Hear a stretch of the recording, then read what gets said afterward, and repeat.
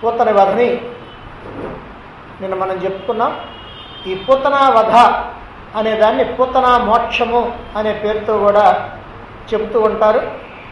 శ్రీకృష్ణుని యొక్క ఎన్నో బాల్య క్రీడల్లో, బాల్య లీలల్లో ఈ పూతన వధ ఒక్కదానికి మాత్రమే ఫలశ్రుతిని చెప్పడం జరిగింది.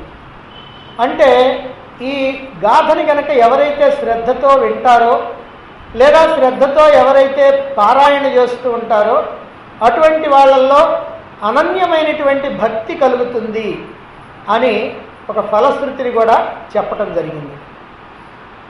ఇక పూతన వధ, పూతన సంహారం తర్వాత శకటాసుర వధ, దీన్నే శకట భంజనం అని కూడా అంటారు. శ్రీకృష్ణుడు ఒకనాడు ఒత్తిగిలబడ్డాడు, అంటే ఒదిగిలబడ్డాడు అంటారు, బోర్లబడ్డాడు అంటారు. అది చూచి యశోద ఆనందంతో పొంగిపోయింది. అభిషేక దినం రోహిణీ నక్షత్రంతో కలిసి వచ్చింది. ఎందుకంటే అది రోహిణీ నక్షత్రం, ఆయన జన్మ నక్షత్రం.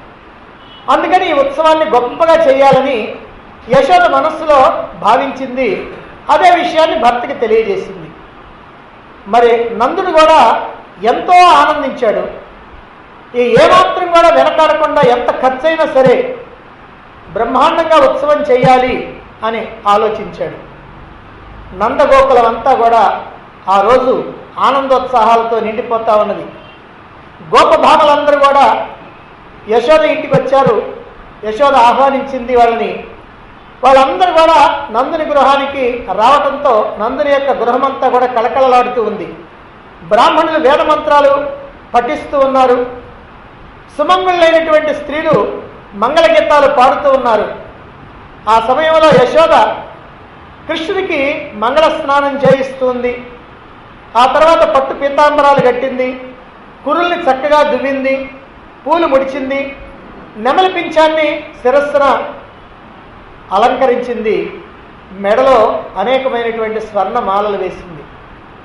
బ్రాహ్మణులకి అనేకమైనటువంటి విందు భోజనాలు ఏర్పాటు చేశారు. విలువైనటువంటి వస్త్రాలని వాళ్ళకి దానం చేశారు. అనేకమైనటువంటి గోవుల్ని దానం చేశారు. బ్రాహ్మణులందరూ కూడా శ్రీకృష్ణుని అనేక విధాలుగా దీవించి స్వస్తివాచకాలు పలికారు. యశోద శ్రీకృష్ణుని ఒడిలోకి తీసుకొని పాలిచ్చింది. పాలు త్రాగి హాయిగా నిద్రపోతున్నాడు కృష్ణయ్య. సరే, ఆ కృష్ణుణ్ణి ఇక్కడ ఇంట్లోనే కనుక ఉంచినట్లయితే ఈ ఉత్సవానికి అతడు మేలుకుంటాడేమో, అతడు కనుక మేలుకొని గోల చేస్తూ ఉంటే ఈ ఉత్సవం సాఫీగా సాగదు. ఈ గోపభావాలందరూ కూడా వచ్చారు, వాళ్ళందరినీ కూడా గౌరవించాలన్నా సత్కరించాలన్నా దానికి అడ్డమవుతుంది అనేటువంటి ఉద్దేశంతో మరి శ్రీకృష్ణుడిని ఎక్కడన్నా ఒక ప్రశాంతమైనటువంటి ప్రదేశంలో పరుండ పెట్టాలి అని ఆ ప్రశాంతమైనటువంటి ప్రదేశం కోసం వెతుకుతూ ఉంది. అలా వెతుకుతూ ఉంటే ఆమెకి ఆ ఇంటికి బయట ఒక బండి కనపడ్డది, శకటం. ఆ బండి కింద పరుపు వేసింది. ఆ పరుపు మీద శ్రీకృష్ణుడు నిద్రిస్తున్నటువంటి శ్రీకృష్ణుడిని పండబెట్టేసింది. సరే, ఇంట్లో ఎక్కువ స్థలాన్ని ఆక్రమిస్తున్నాయి అనే ఉద్దేశంతో పండ్ల బుట్టలు, పాల దుత్తలు, పెరుగు దుత్తలు, మరి వెన్న కొండలు ఇవన్నీ కూడా తెచ్చి ఆ బండి మీద పెట్టింది. శ్రీకృష్ణుడేమో ఒంటరిగా వదిలిపెట్టి ఉత్సవ కార్యక్రమంలో ప్రవేశించింది. ఇక వ్రజవాసుల్ని సన్మానించేటువంటి కార్యక్రమంలో యశోద మనస్సు లగ్నమైపోయింది. ఇక్కడ కుమారుడు బయట బండి కింద పండి వేసినటువంటి విషయం కూడా ఆమెకి ఇక గుర్తులేదు. ఇక కార్యక్రమం ప్రారంభమైంది. మరి ఇదే చాలా హాస్యాస్పదమైనటువంటి విషయం. సామాన్యంగా మానవులందరూ కూడా అనేకమైనటువంటి ఉత్సవాలు, ఊరేగింపులు, వ్యవహారాలు చేస్తూ ఉంటారు. మరి ఇది ఉత్సవాలు చేస్తూ ఉంటే అక్కడ ఆమెమో శ్రీకృష్ణుడిని మర్చిపోయింది, ఇక్కడేమో భగవంతుడిని మర్చిపోతూ ఉంటారు. జీవులు ఎంతటి చపల చిత్తులో మనకు అర్థమవుతుంటుంది. అసలు భగవంతుడిని గురించి స్మరించడం కోసం మనం పండగలు వచ్చినాయి. పండగలు అనేటువంటివి ఏర్పాటు ఎందుకు చేశారు పూర్వకాలంలో పెద్దలంటే, ఇతర రోజుల్లో భగవంతుడిని స్మరించినా స్మరించకపోయినా కనీసం పండగ రోజుల్లోనైనా ఆ భగవంతుడిని స్మరిస్తారు. ఆ పండగ రోజుల్లోనైనా దేవాలయానికి వెళతారు. లేకపోతే ఇంట్లోనే ఆ భగవన్నామ స్మరణ చేస్తూ ఉంటారు అనేటువంటి ఉద్దేశంతో పండుగల్ని ఏర్పాటు చేశారు. సాధారణంగా పండుగల రోజున అనేకమైనటువంటి వినోద కార్యక్రమాలు కూడా ఉంటాయి. ఏదో రకమైనటువంటి వ్యాసంగాలు ఏర్పాటు చేస్తూ ఉంటారు. అయితే పండుగలన్నీ కూడా కేవలం వినోదం కోసం మాత్రమే కాదు, వికాసపూరితమైనటువంటి వినోదం ఏదైతే ఉందో అదిగో అదే చెయ్యాలి. చూడండి, లోకంలో మహాశివరాత్రి రోజున కానీ లేదా వైకుంఠ ఏకాదశి రోజున కానీ జాగరణ చేస్తే చాలా పుణ్యమని మంచిదని చెబుతూ ఉంటారు. అందుకోసం జాగరణ చేస్తూ ఉంటారు. అయితే ఆ జాగరణ కాలంలో ఏం చేస్తారు అనేది ప్రధానం. ఈ రోజుల్లో కనుకైతే టీవీలు ఉన్నాయి కాబట్టి ఇబ్బంది లేదు. ఎందుకంటే తెల్లవారులు కూడా టీవీల్లో సినిమాలు వస్తూ ఉంటాయి, వేరే వేరే ప్రోగ్రాంలు వస్తూ ఉంటాయి, అన్నీ చూస్తూ ఉండొచ్చు. పూర్వకాలంలో అయితే టీవీలు రాకముందు కనుకైతే ఈ సినిమా హాల్స్ వాళ్ళు ఏం చేస్తారంటే ఒకే టికెట్ మీద 2 ఆటలను వేస్తారు. ఒక్క టికెట్టే రూపాయి పెట్టి కనుక కొనుక్కుంటే అదిగో 7ంటికి కనుక పోతే అర్ధరాత్రి 3 దాకానో 4 దాకానో అక్కడే గడపచ్చు. అదిగో ఆ ప్రకారంగా సినిమాలు చూసి వస్తూ ఉంటారు. కొంతమంది ఉన్నారంటే రాత్రిపూట బాగా నిద్ర రాకుండా ఉండాలంటే పేకాట కనుక అయితే చాలా బాగా ఉంటుంది. ఇక అసలు నిద్రే రాదు, అందుకని ఆ పేకాటలో మునిగిపోతూ ఉంటారు. ఈ ప్రకారంగా పండగల్ని జరుపుకోవటం అని అంటే అది చాలా ఘోరాతి ఘోరమైనటువంటి విషయం. పండగ నాడు పరమాత్మను విస్మరించి లౌకికమైనటువంటి వ్యవహారాలకి ప్రాధాన్యత ఇచ్చి ఎవరైతే నడుస్తూ ఉంటారో అటువంటి వాళ్ళు ఆ పండగల యొక్క ఉద్దేశాన్ని కూడా తెలుసుకున్నటువంటి వాళ్ళే. భగవంతుడిని మర్చిపోవటం వల్ల, పండగ నాడు కూడా మర్చిపోవటం వల్ల ఇంకా వాళ్ళకి ఆ జన్మ ఎందుకు వచ్చింది అనేటువంటిది కూడా తెలియకుండా పోతూ ఉంది. ఇక్కడ యశోద శ్రీకృష్ణుడిని బండి కింద పొరుండబెట్టింది. బండి పైనేమో పాలు, పెరుగు, వెన్న మొదలైనటువంటి పళ్ళు మొదలైనటువంటి బుట్టల్ని దుత్తల్ని అన్నిటినీ కూడా ఉంచింది. ఇదే విచిత్రమైనటువంటి విషయం. బండి క్రింద భగవంతుడు, బండి పైన లౌకికమైనటువంటి వస్తువులు.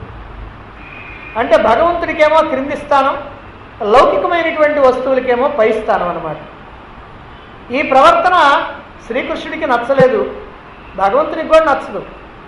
ఎందుకనంటే మనం కూడా ఏం చేస్తుంటామంటే భగవంతుడికేమో చివరి స్థానం ఇస్తుంటాం, లౌకికమైనటువంటి వ్యవహారాలకేమో ప్రధానమైనటువంటి స్థానం ఇస్తుంటాం.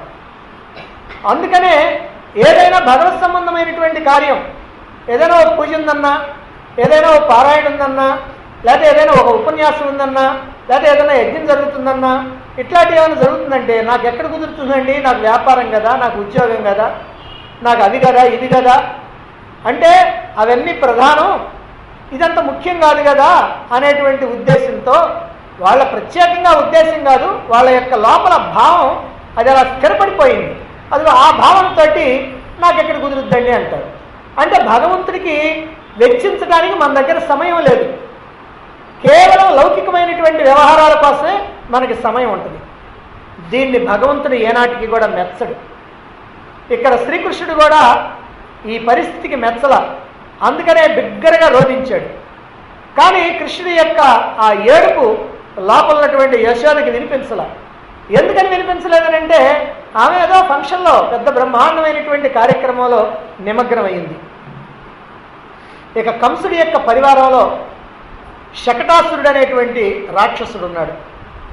పూతన యొక్క మరణ వార్త విన్న తర్వాత కంసుడు ఈ శకటాసురుడిని ఆజ్ఞాపించాడు, ఎలాగైనా సరే ఆ బాలుని నువ్వు సంహరించి రావాలి అని చెప్పాడు.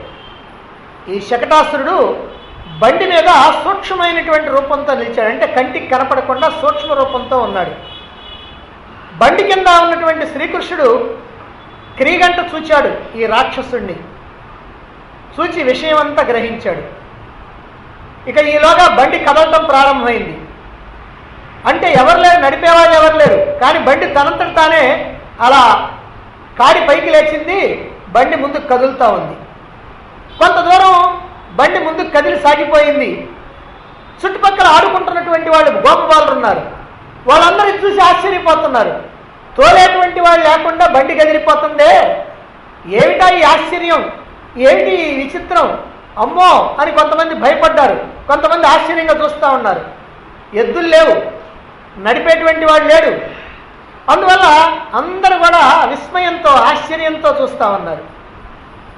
ఇంతలో వేగంగా బండి, అలా ముందుకు కదిలినటువంటి బండి మళ్ళీ వేగంగా వెనక్కి వస్తూ ఉంది. అంటే ఎక్కడైతే శ్రీకృష్ణుడు పడుకొని ఉన్నాడో ఆ శ్రీకృష్ణుడి మీదకి వస్తూ ఉన్నదన్నమాట.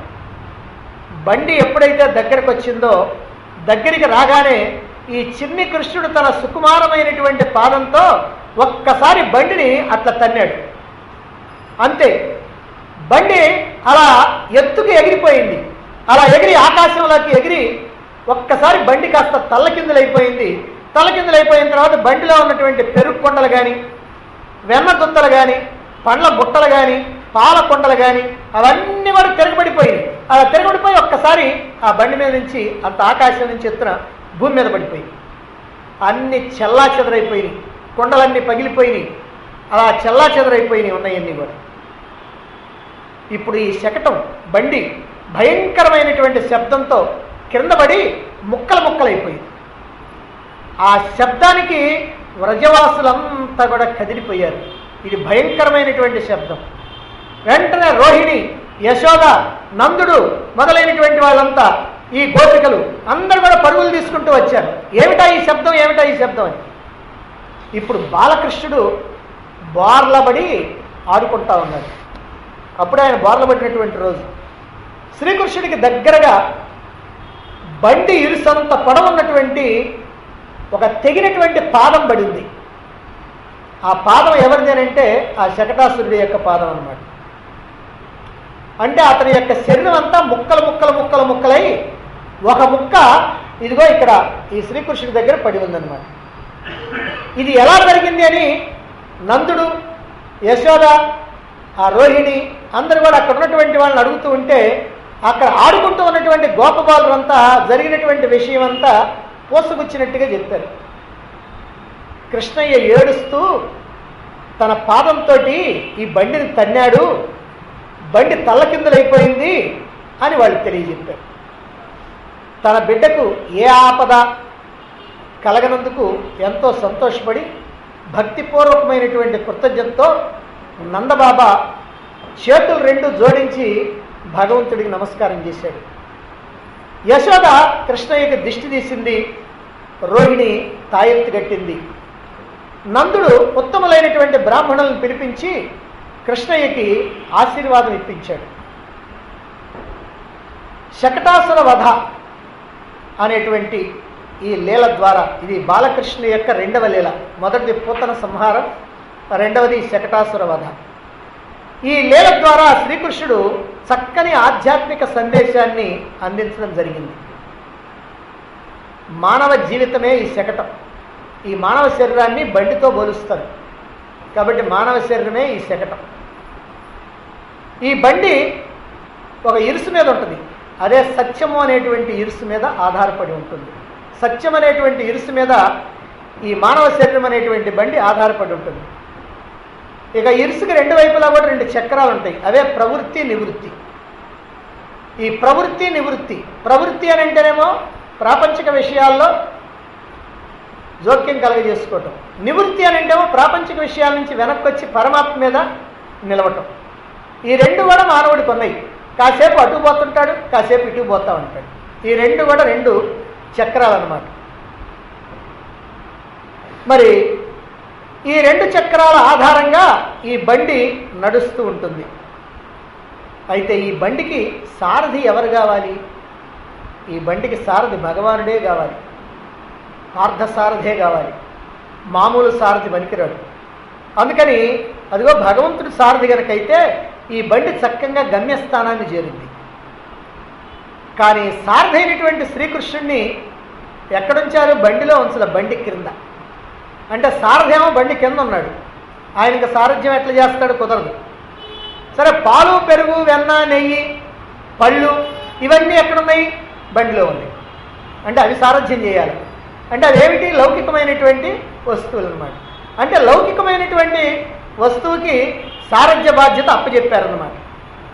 ఎప్పుడైతే లౌకికుడు సారథ్యం చేస్తే బండి తల్లకిందులవుద్ది. బండి సక్రమంగా సాగాలంటే పరమాత్మే కావాలి.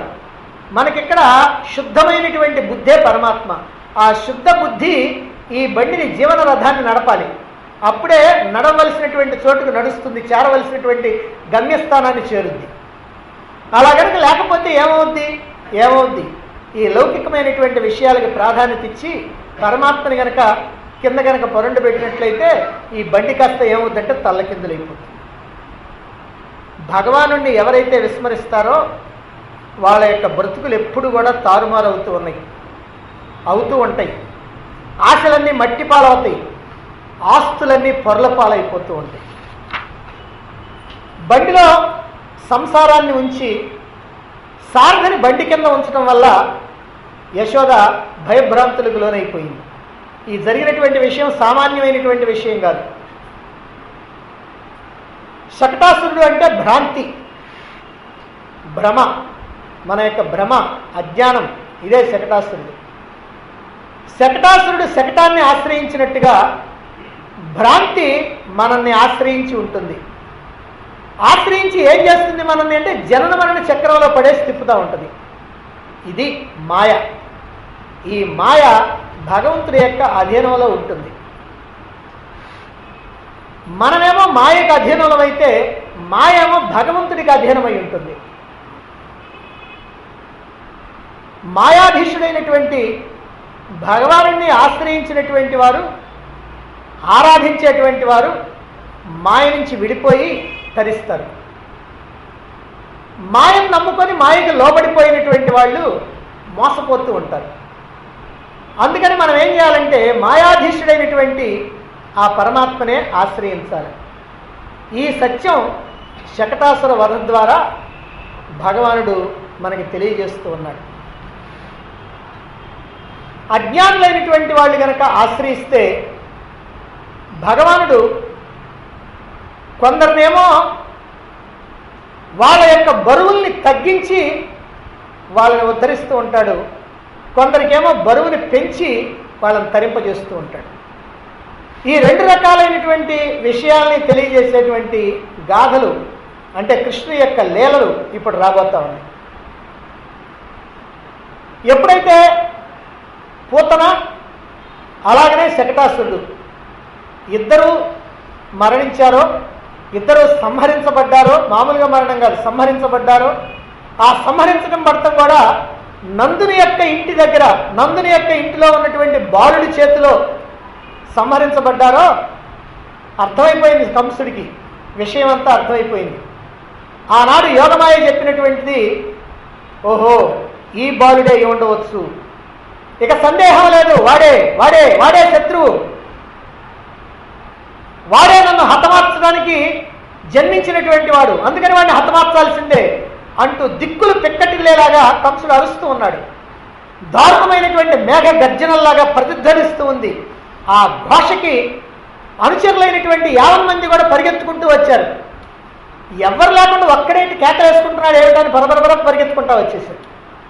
వాళ్ళలో తృణావర్తుడు కూడా ఉన్నాడు. మళ్ళీ వీడు ఒక రాక్షసుడు, వాడు శకటాసుడు అయితే వీడు తృణావర్తుడు. ప్రభు, ఆ తృణావర్తుడు అంటున్నాడు, వీర కంఠీరవా, ఎవరా శత్రువు, ఎక్కడ వాని యొక్క నిలవు, మీరు సెలవియండి, ఇప్పుడే వాడిని చీల్చి చెండాడుతాను అంటూ తృణావర్తుడు పలుకుతూ ఉన్నాడు. కంసుడు అంటున్నాడు, తృణావర్త, నా సందేహం నిజమైంది, పూతన వధించబడింది, శకటాసురుడు వధించబడ్డాడు, ఆ మాయావి అయినటువంటి దొంగ దేవుడు మనల్ని మోసం చేస్తా ఉన్నాడు, వాడే గోకులంలో పెరుగుతూ ఉన్నటువంటి బాలుడు, ఆ మాయావి అయినటువంటి దేవుడు వాడే, ఇది నా విశ్వాసం. ఖచ్చితంగా అతడే దేవకీదేవి యొక్క అష్టమ గర్భమై ఉంటాడు. అట్లాగన కాకపోయినట్లయితే మహాపరాక్రమవంతులైనటువంటి పూతన, అలాగనే శకటాసురుడు, వీళ్ళని వధించటం సామాన్యమైనటువంటి మానవులకి సాధ్యం కాదే, ఓ చిన్న బాలుడికి ఎలా సాధ్యమవుతుంది? కాబట్టి ఆలస్యం చేస్తే ఇక ప్రయోజనం లేదు అని ముందుకు అడుగులు వేస్తూ ఉన్నాడు కంసుడు. తృణావర్తుడు అడ్డుపడ్డాడు.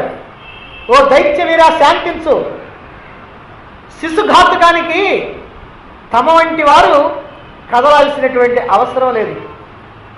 ఆ మాయా బాలుణ్ణి నేను సంహరిస్తాను, అతడి యొక్క మరణ వార్తను నీకు అందించి తృప్తిని కలిగిస్తా అంటూ కంసుడి దగ్గర సెలవు తీసుకొని సుడిగాలి రూపంలో గోకులానికి బయలుదేరాడు. కృష్ణయ్యకి సంవత్సరం వయసు వచ్చింది. ఇక వచ్చి రానటువంటి మాటలు నచ్చేటట్టుగా మాట్లాడుతూ ఉన్నాడు. నెమలి యొక్క నృత్యం ఎలా ఉంటుందో అలా మయూరపు నడకని అనుకరించేటువంటి విధంగా తప్పటడుగులు వేస్తూ నడుస్తూ ఉన్నాడు. జగన్నాటకాన్ని నడిపే సూత్రధారి. ఎన్ని నడకలో, ఎన్ని నటనలో, ఎన్ని మాయలో. గోపబాలురంతా కూడా కృష్ణుడి చుట్టూ చేరి ఆడుకుంటా ఉన్నారు. కాస్త పెద్దవాళ్ళైనటువంటి బాలురేమో, మరి వాళ్ళు ఎక్కువ పుణ్యాత్ములేమో, ఆ శ్రీకృష్ణుడిని ఎత్తుకొని అదృష్టం వాళ్ళకి కలిగింది, అందుకని వాళ్ళేమో ఎత్తుకొని ఆడిస్తూ ఉన్నారు. అలా ఎత్తుకున్నప్పుడు ఈ కృష్ణుడు అంటున్నాడు, ఓ మిత్రులారా, నాకు ఈ చెట్టు ఎక్కాలనుంది అని అంటున్నాడు. ఆయన అడగటమే ఆలస్యం. ఈ బాలురు ఏం చేశారంటే, ఓ అలాగే ఎక్కిస్తాం అని గోపబాలురు శ్రీకృష్ణుని చెట్టు దగ్గరికి తీసుకెళ్లారు. శ్రీకృష్ణుడు ఆ పక్కనే ఉన్నటువంటి సరస్సులో పద్మాలు ఉండటం చూశాడు. అందులో నుంచి ఒక పద్మాన్ని, ఒక తామర తూటిని తీసుకున్నాడు. తీసుకొని గోపబాలుని యొక్క వీపు మీద నుంచి కృష్ణుడు అలా ఆ చెట్టు మీదకి ఎక్కాడు. ఆ చెట్టు ఎక్కిన తర్వాత బాలుని దూరంగా వెళ్ళమని సైగ చేశాడు. వాళ్ళేమో దూరంగా వెళ్ళిపోయారు. ఈలోగా ఏం చేశాడంటే ఆ తామరతుడి యొక్క చివరిని తుంచేశాడు. అప్పుడు ఒక గోపభామ ఒకవైపు నుంచి అలా పాలకొండ నెత్తిన పెట్టుకొని వస్తూ ఉన్నది. మరొక గోప్యమేమో మరొక వైపు నుంచి అలా వచ్చింది. ఇద్దరు కూడా ఈ చెట్టు కిందకు వచ్చిన తర్వాత పాలకొండలు నెత్తిన పెట్టుకొని ఇద్దరు కూడా మాట్లాడుకుంటా ఉన్నారు. ఏం మాట్లాడుకుంటా ఉన్నారు? ఏదో లోకాభిరామాయణం మాట్లాడుకుంటా ఉన్నారు. మరి పాల ధరలను మాట్లాడుకుంటున్నారు, పాలు ఎన్నిస్తున్నాయి ఆవులని మాట్లాడుకుంటున్నారు, ఏదో లోకాభిరామాయణం గురించి మాట్లాడుకుంటున్నారు. ఇలా మాట్లాడుకుంటూ ఉంటే అది కూడా భగవంతుడికి ఇష్టం లేదట. శ్రీకృష్ణుని యొక్క పంచన చేరటం పూర్వజన్మ పుణ్యఫలం. ఎవరైనా భగవంతుడి యొక్క నామాన్ని ఉచ్చరించడానికైనా, భగవంతుడిని పూజించడానికైనా, భగవంతుడి గురించి తెలుసుకోవడానికైనా, భగవత్ సంబంధమైనటువంటి మాటలు మాట్లాడటానికైనా ఇది పూర్వజన్మ పుణ్యం ఉంటేనే, ఆ పూర్వజన్మ సుకృతం ఉంటేనే సాధ్యమవుతుంది. మరి భగవంతుడి సాన్నిధ్యంలో చేరినటువంటి వాళ్ళు ఎంత అదృష్టవంతులైతే, ఆ భగవంతుడి సాన్నిధ్యంలో చేరిన తర్వాత శ్రేయస్సుని గురించి కాకుండా ప్రేయస్సుని గురించి మాట్లాడుకుంటే ప్రయోజనం లేదు. అంటే భగవత్ సంబంధమైనటువంటి విషయాలు మాట్లాడుకోవాలి కానీ లౌకికమైనటువంటి విషయాలు మాట్లాడుకోకూడదు. ప్రాపంచిక విషయాల యందు వాళ్ళకు ఉన్నటువంటి వ్యామోహం ఏదైతే ఉందో అదే ఈ అనర్థానికి కారణమైనటువంటిది. దేవాలయాలకు వెళ్ళినటువంటి వాళ్ళు కూడా అక్కడ చీరల గురించి, సొమ్ముల గురించి మాట్లాడుకుంటూ ఉంటారు. ఆశ్రమాలకు వెళ్ళినటువంటి వారు అక్కడ వాళ్ళు పెట్టేటువంటి తిండిని గురించి, వాళ్ళు చేయించేటువంటి పనుల గురించి, దీని గురించే మాట్లాడుకుంటూ ఉంటారు. ఇలా ప్రాపంచికమైనటువంటి విషయాల్ని ఎక్కడ మాట్లాడుకోవాలో అది తెలియాలి. ఏదో పరమాత్మ సాన్నిధ్యంలో ఉన్నప్పుడు ఎంతసేపటికి ఆ పరమాత్మను గురించి మాట్లాడటమో, వినటమో, లేదా దానికి సంబంధించినటువంటి పనులు చేయటమో చేయాలి. తనని సమీపించినటువంటి వాళ్ళల్లో కలిగినటువంటి వ్యామోహాన్ని మరి భగవానుడు తప్పకుండా తొలగిస్తాడు. ఆ వ్యామోహాన్ని ఆయన తొలగించాలి. అందుకనే చెట్టు కింద నిలబడి ఇద్దరు ప్లేడర్లాగా వాదించుకుంటా ఉన్నారు.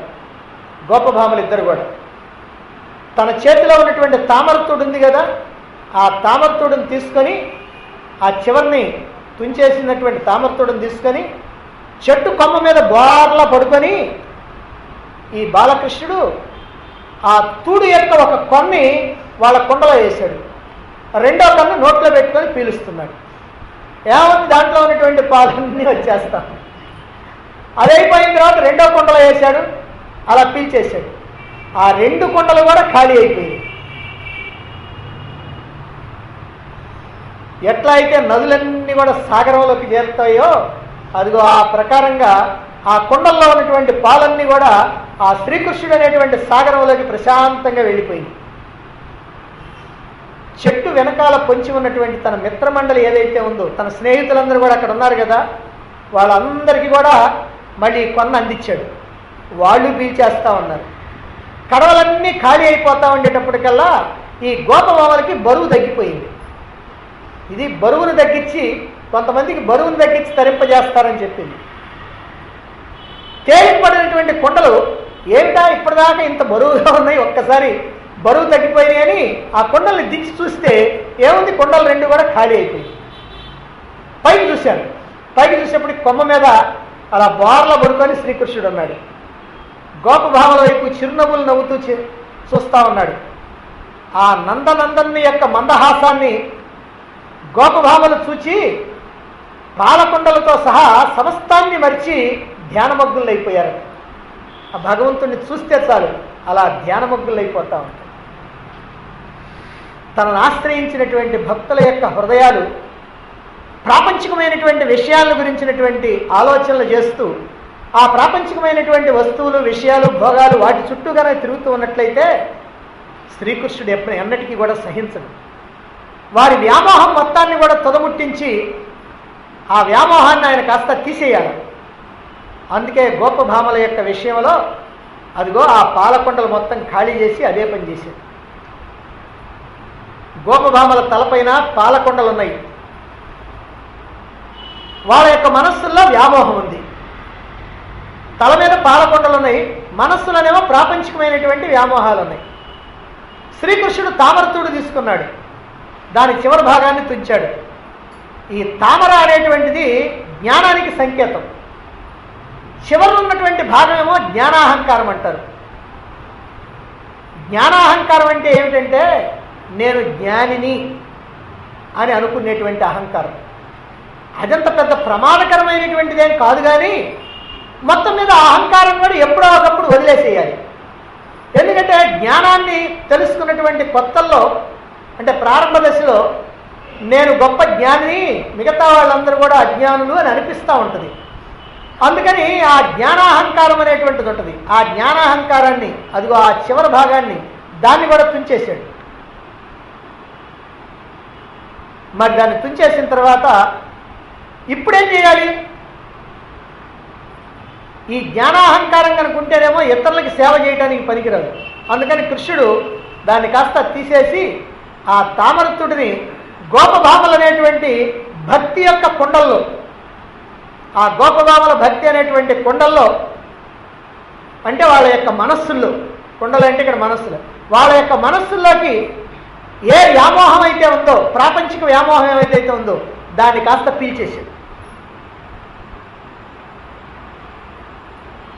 తలల మీద పాలకొండలు ఉన్నాయి, వాళ్ళ యొక్క మనస్సుల్లో వ్యామోహం నిండి ఉంది.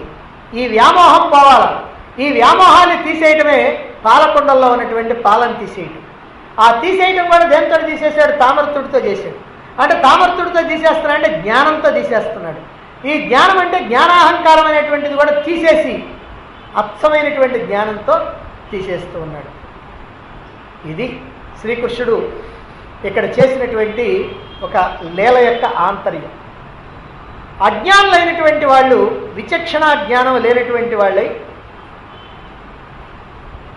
గాడిదల్లాగా మొయ్యలేనటువంటి బరువును మోస్తూ ఉంటారు.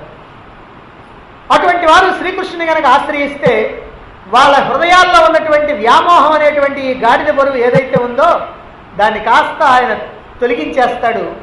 హృదయాలన్నీ కూడా తేలికైపోతాయి. అంటే కొందరి బరువుల్ని తగ్గించి వాళ్ళని ఇలా తరింపజేస్తూ ఉంటాడు భగవానుడు. అయితే కొందరికేమో బరువుల్ని పెంచి కూడా తరింపజేస్తూ ఉంటాడు. ఆ బరువుల్ని పెంచి తరింపజేసేటువంటి విధానమే ఈ తృణావర్త సంహారం. తృణావర్తుడు బయలుదేరాడు, మధురానగరం నుంచి గోకులానికి బయలుదేరాడు. వచ్చేసాడు, ఇక్కడ గోకులంలోకి ప్రవేశించాడు. కుమారుడిని సంకన వేసుకొని యశోద లాలిస్తూ ఉంది. కొంటి చేష్టలతో కన్నయ్య యశోదర్ని ఉడికిస్తూ నవ్వించసాగింది. ఇంతలో ఒక విచిత్రం జరిగిపోయింది. అది పగటి కాలమే అయినప్పటికీ కూడా ఒక్కసారిగా రాత్రిగా మారిపోయింది. అంటే గోకులం అంతా కూడా అంధకార బంధురమైపోయింది. చీకట్లు ముసురుకున్నాయి, గాలి తీవ్రంగా వీస్తూ ఉంది. శ్రీకృష్ణుడేమో బరువెక్కుతున్నాడు. ఎప్పుడైతే బరువెక్కుతున్నాడో మొయ్యలేక ఆ రెండో సంఖ్య ఎత్తుకుంది. ఈ రెండో సంఖ్యలో ఎత్తుకున్న మొయ్యలేక మళ్ళీ మొదటి సంఖ్య ఎత్తుకుంది. ఇక సాధ్యం కాల, ఇంకా ఇంకా బరువెక్కుతున్నాడు. ఇక ఆ బరువు మొయ్యటం యశోదకి సాధ్యం కాల, అందుకనే కిందకి దించేసి. కాబట్టి ఇలా భగవంతుణ్ణి అలా మోయలేనటువంటి స్థితిలో అలా కిందకి దించేసింది. అంటే అలా దించడం కోసమే భగవాను ఇట్లా బరువెక్కడం జరిగిందనమాట. ఇక గోకులం అంతా కూడా తీవ్రమైనటువంటి సుడిగాలి, ధూళితో కప్పబడిపోయింది. దిక్కులు కనిపించటంలా చిమ్మ చీకటి. గోకులం అంతా కూడా ఎక్కడ చూసినా దుమ్ము ధూళి, కళ్ళు తెరవడానికి కూడా వీలు కావట్లా. క్షణానికి కూడా ఈ సుడిగాలి బాగా తీవ్రమైపోతా ఉంది. యశోద బిడ్డ కోసమని దించింది కదా కిందకి, అందుకని ఆ బిడ్డ కోసమని కళ్ళు మూసుకొనే అలా చుట్టూ తడివి చూసుకుంటా ఉంది. ఎక్కడున్నాడా నా బిడ్డ, ఎక్కడున్నాడా అని. కృష్ణయ్య జాడలేదు. బాధతోటి భయంతో యశోద కంపించిపోతా ఉంది, విలపించిపోతా ఉంది, కన్నీరు ప్రవాహంలా కారుతా ఉన్నది. కృష్ణ కృష్ణ కృష్ణ అని అంటూ దిక్కులు పిక్కటిల్లేలాగా రోధిస్తూ ఉంది. పాపం ఆ సుడిగాలి కన్నయ్యని ఆకాశానికి ఎత్తుకుపోయిందని ఆ యశోదకి ఏం తెలుసు? తెలియదు. ఒక ముహూర్త కాలం సుడిగాలి విజృంభించిపోయింది.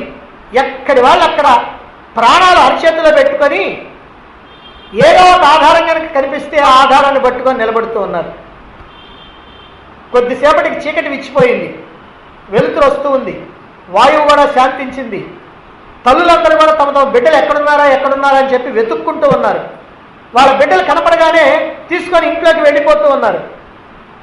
యశోద పరిస్థితి అయోమయంగా ఉంది. ఎందుకంటే ఎక్కడా కృష్ణయ్య జాడ కనపడుతుల్లా. అన్ని చోట్ల వెతికింది, కన్నీరు గారుస్తూ భూమి మీద పడి రోధిస్తూ ఉంది. యశోదను చూచి గోపభామలు కూడా అంతా ఏడుస్తూ ఉన్నారు.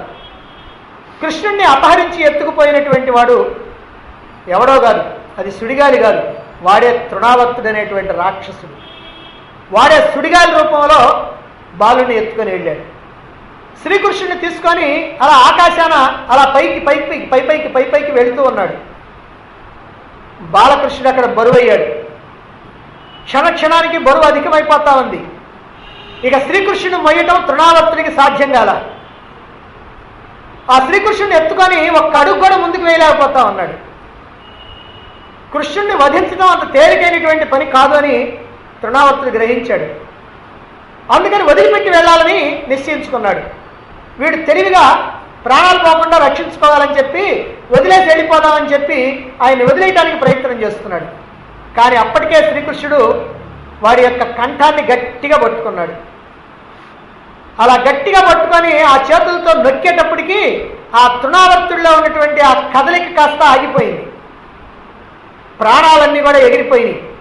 పెద్ద కేకతో తృణావర్తుడు ప్రాణాలు విడిచిపెట్టి ఆ గోకులంలో ఆకాశం నుంచి అట్లా ఢామున పడిపోయాడు. దారుణంగా పడ్డటువంటి ఆ తృణావర్తుడి యొక్క భయంకరమైనటువంటి మృతదేహాన్ని చూసి ఆ వ్రజవాసులంతా కూడా కంగారు పడిపోయారు. తనకేమీ తెలియనట్టుగా ఈ చిన్ని కృష్ణుడు మాత్రం ఆ తృణావర్తుడి శరీరం మీద నుంచి క్రిందికి మెల్లిగా దిగుతా ఉన్నాడు.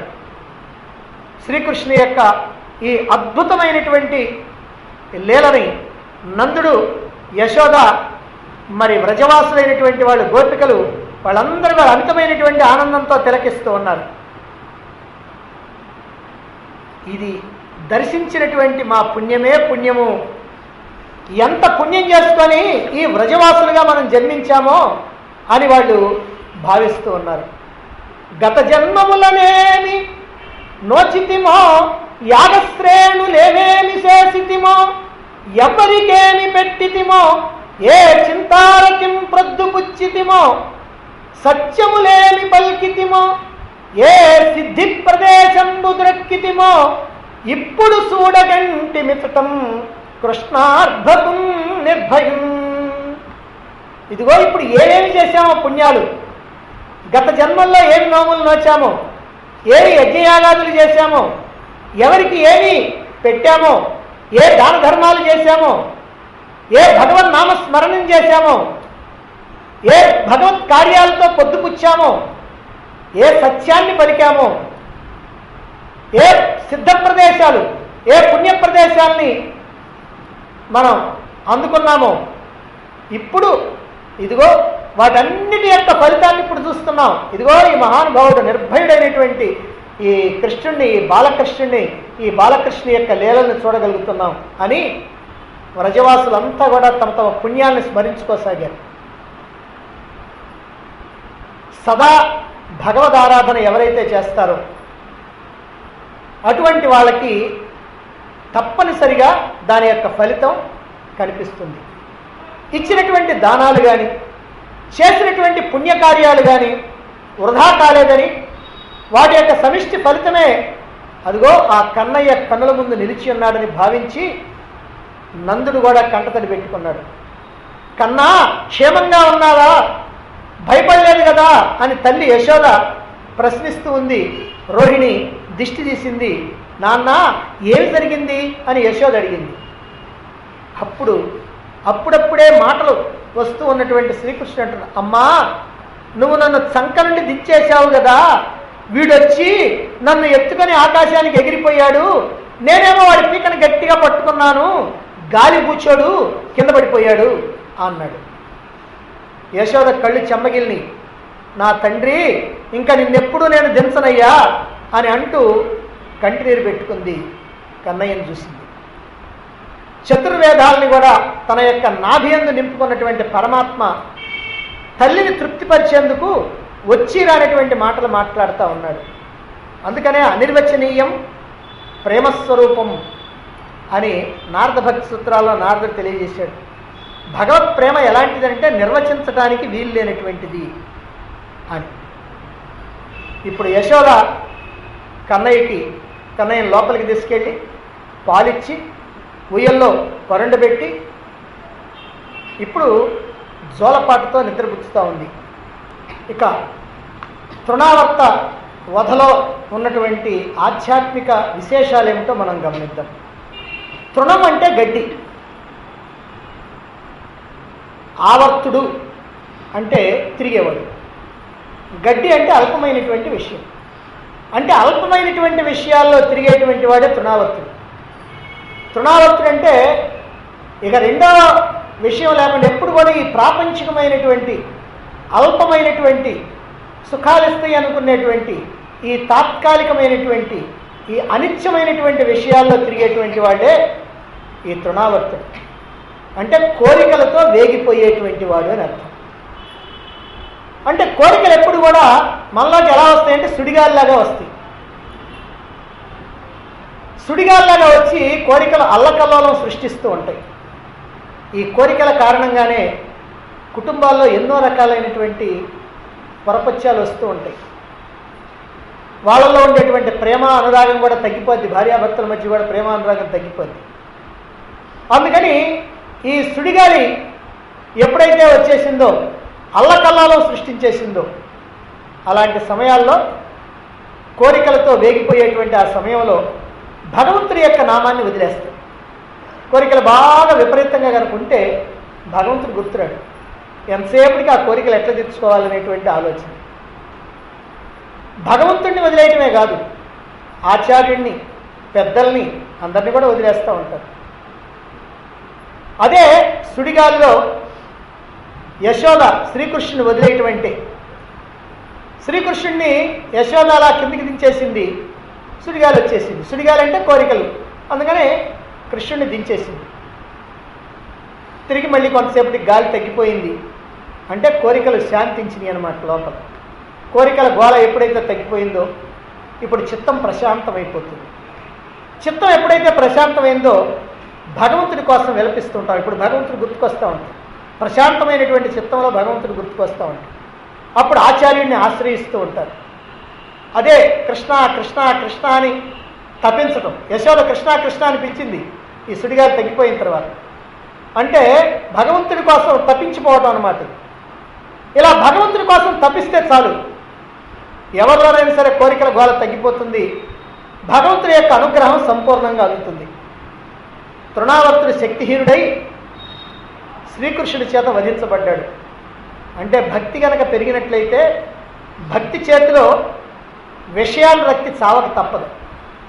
భక్తి కనుక మనలో పెరిగితే విషయాల పట్ల ఉన్నటువంటి ఆసక్తి తగ్గిపోద్ది.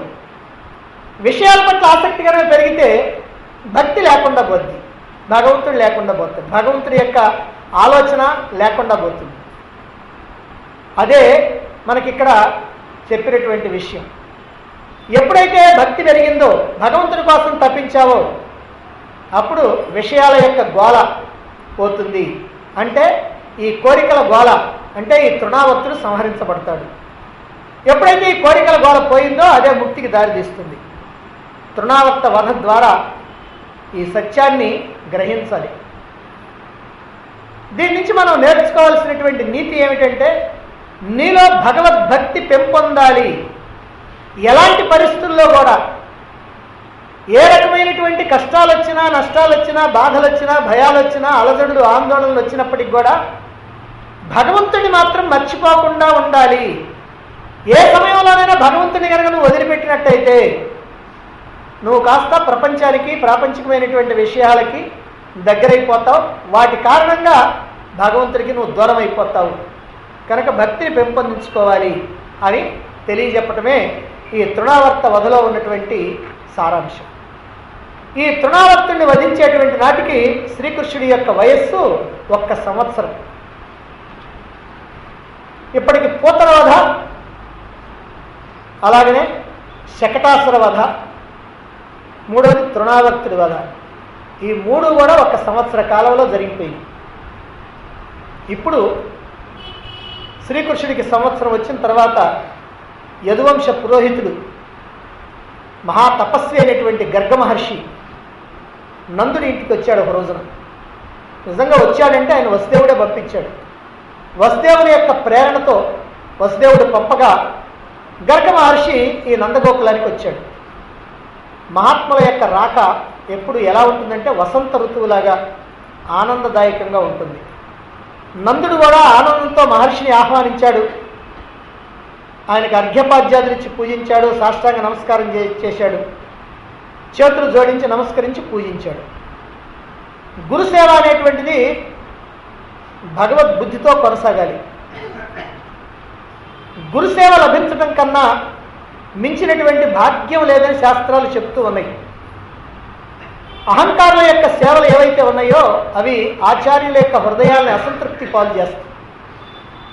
అంటే సేవ చేసేటప్పుడు కూడా నీలో అహంకారం ఉండకూడదు.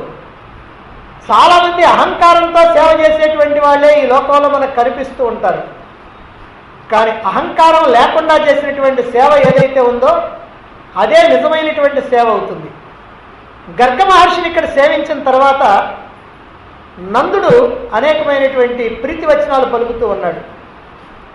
ఊరకరారు మహాత్ములు నా రథముల ఇండ్ల కడకు వచ్చుటలెల్లం కారణము మంగళములకు నీ రాక శుభంబు మాకు నిజము మహాత్మా అని వినమ్రతతోటి నందుడు నమస్కరిస్తూ ఉన్నాడు.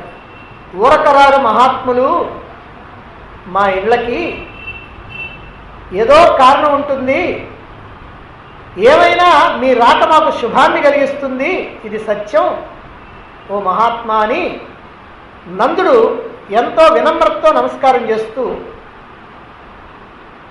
ఇలా పూజించాడు.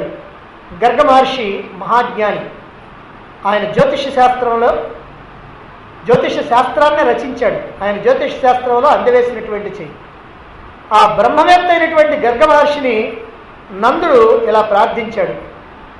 అయ్యా, మీరు బ్రహ్మవేత్తల్లో శ్రేష్ఠులైనటువంటి వాళ్ళు, ఉత్తమ బ్రాహ్మణులు, గురువులు కనుక ఈ ఇద్దరు బాలకులకి నామకరణ సంస్కారాలు మీరు జరిపించండి అని అర్థించాడు బలరాముడికి, శ్రీకృష్ణుడు.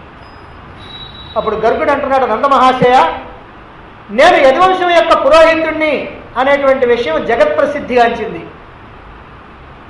ఈ విషయం కంసుడికి కూడా తెలుసు, నేను యదువంశానికి పురోహితుడిని. అదిగాక నీతో వసుదేవుడికి ఒక బ్రహ్మాండమైనటువంటి స్నేహం ఉంది. నేను కనుక ఇప్పుడు నీ బిడ్డలకి కనుక నామకరణం చేసినట్లయితే ఈ పుత్రుడే దేవకీ పుత్రుడు అని భావించి కంసుడు కీడు తలపెట్టవచ్చు. ఎందుకైనా మంచిది, మన జాగ్రత్తలో మనం ఉండాలి కదా అని గర్గ మహాముని నందుడితో అన్నాడు.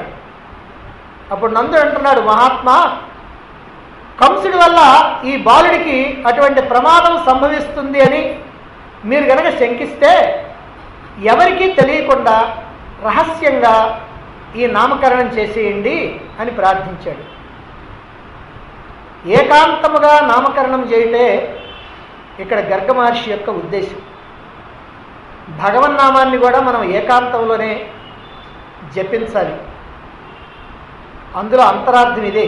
ఏకాంతంలో ఇక్కడ నామకరణం చేయటం అంటే ఏకాంతంలో నామస్మరణ చేయటాన్నే ఇక్కడ మనకి చెప్తూ ఉన్నారు.